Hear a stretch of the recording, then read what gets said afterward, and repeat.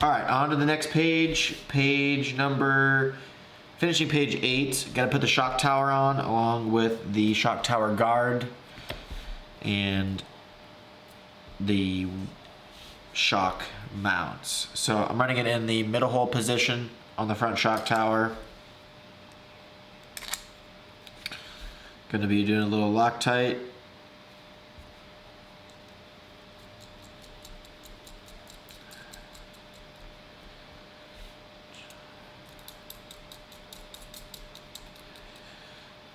Just like that.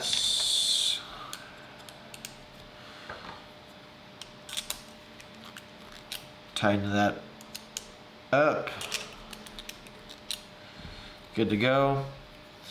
Now you can just clip on your shock tower guard on the bottom and flex it back up. Or actually, I would start from the top and flex it down. It's actually quite difficult. It's tight like that for a reason. So now that that's clipped on like that, make sure it's clipped on the front side of the face, and you're good to go.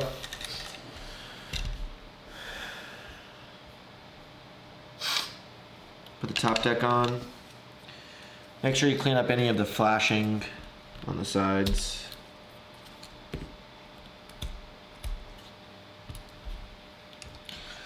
Depending on what servo you run, you may have to add some clearance to the top deck here with a Dremel for the servo horn. So I'm not going to be doing that quite yet until I double check my servo. I run the Sawbox servos. So 3x16s.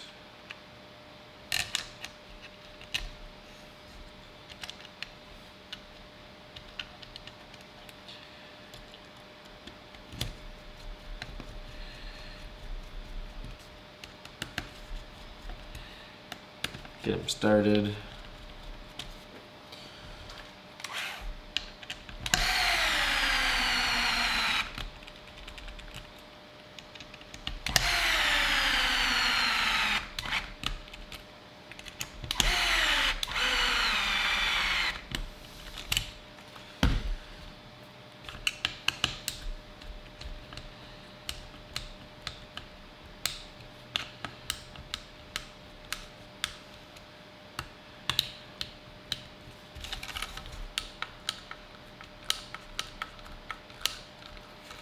Perfect. That's all bolted in. Take your screws for the shock tower.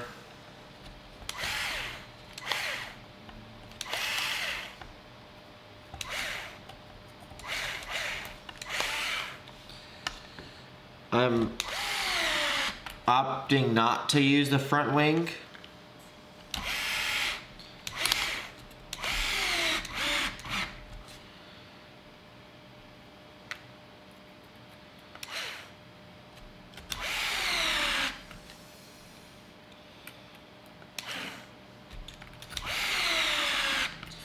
So, no front wing here.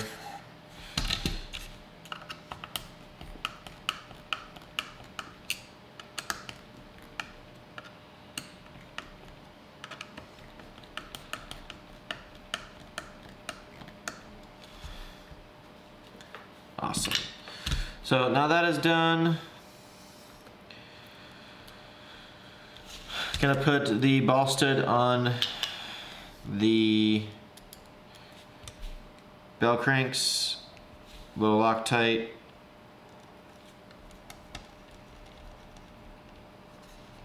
Good to go there. Wipe off any excess Loctite around the edges.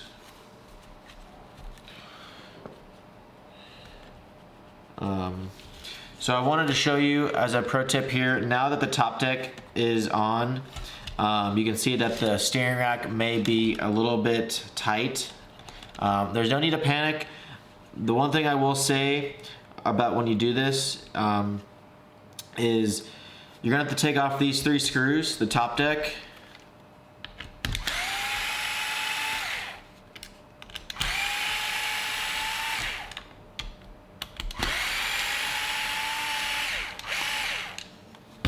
And I'll tell you where it's actually hitting. So the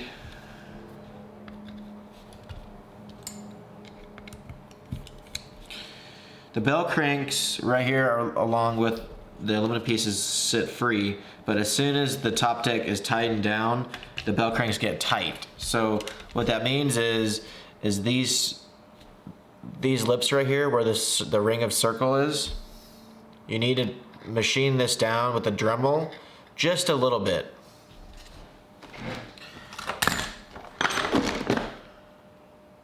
So I'm gonna get my Dremel.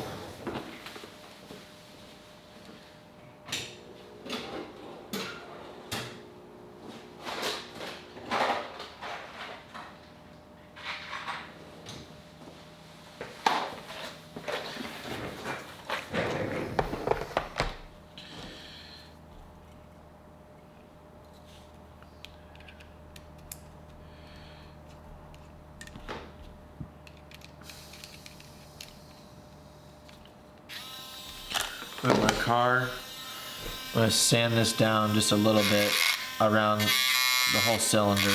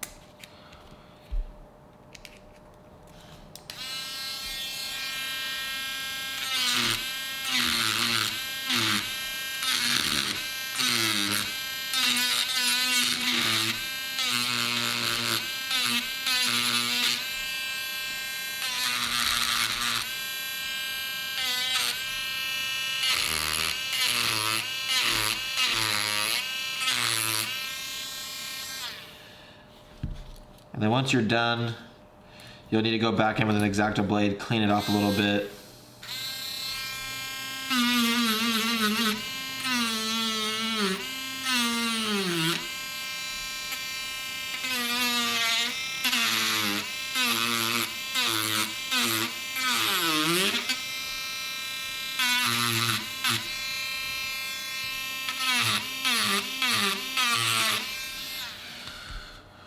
So I'm just basically cleaning these ledges off a little bit, or not cleaning, just taking them down a little bit so they don't rub on the top of the bell cranks right here. It's basically hitting at the top right here. So once I clean this off with the burrs, you should be good to go to install.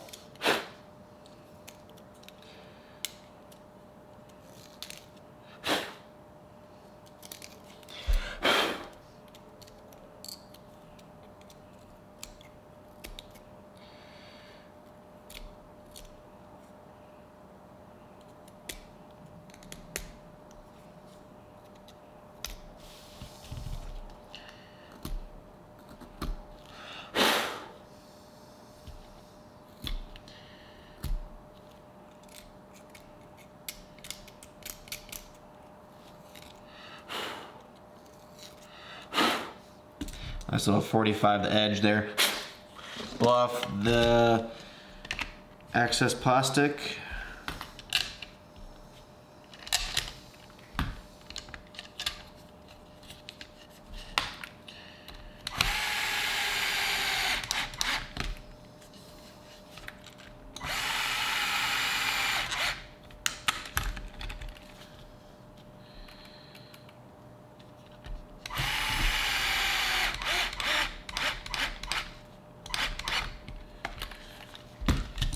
Tighten the top screw. And just like that, now your bell cranks are free again. So that was a big tech tip there. Make sure that that center screw is tight, along with the back screws.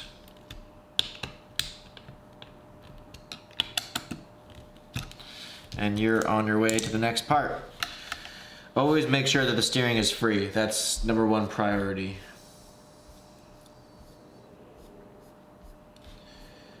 So moving on to the rear end, bag 4.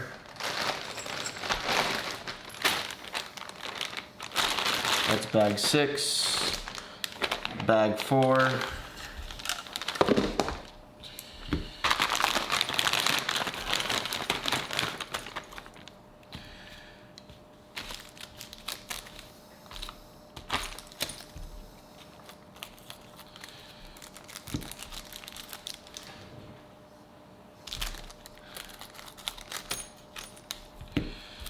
Move the plastic out of the way. Perfect. We're gonna install the C-mount.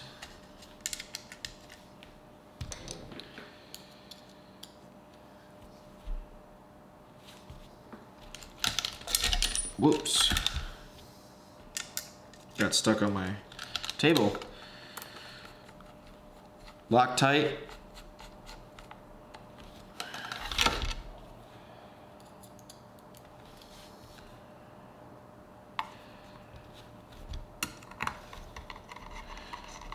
Always make sure that the C-mount, the pockets are lined up with the holes.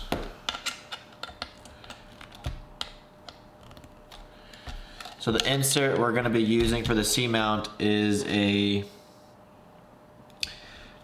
one down insert.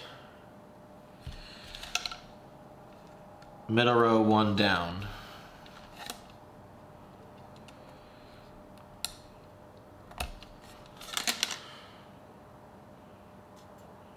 So, middle row, straight down.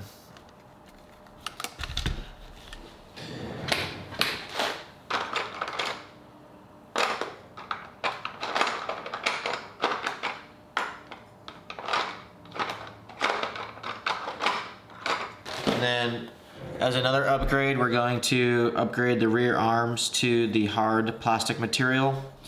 I like the hard plastic rear arms because, well, it makes it even more potent now that since the arms are a lot longer, the arms actually flex a little bit more with the normal material. But again, I wouldn't recommend any of the carbon parts unless you've ran the plastic stuff first. Start off small and work your way up as an improvement upgrade, so you get form your own opinion. As a tech tip, I always like to put the shock set screw on the arm before I install it on the car, just because you can get to this screw and screw it in easy. So we're going to use the middle hole.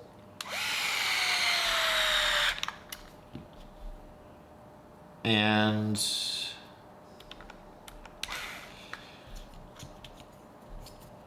do both sides. There is a measurement of an 11 millimeters gap. Is what you're shooting for.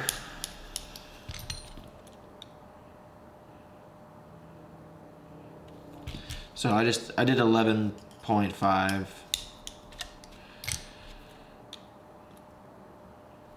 And you should be good to go. One thing before we get going, again, this is a 3.5 millimeter rear bit, just to make sure the arm sits free.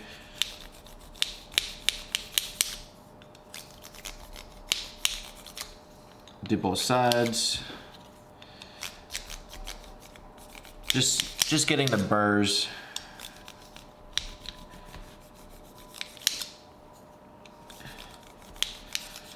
And then the 3.0, do the outer hub.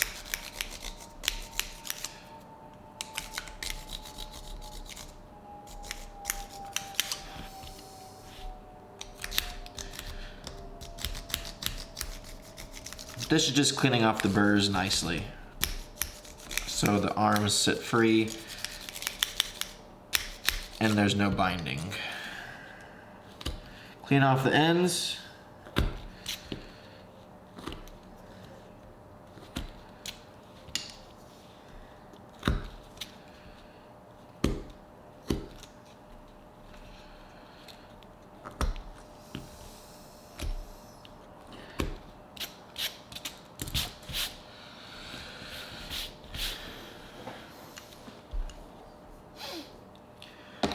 Now you're ready to install the arm.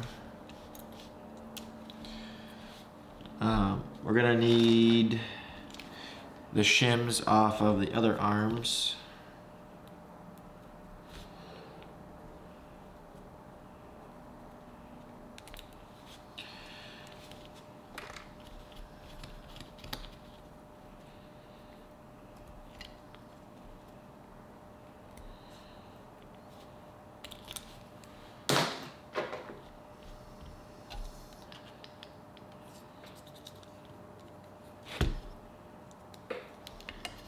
So one shim in front of the arm and one shim behind the arm, putting the arms in the middle.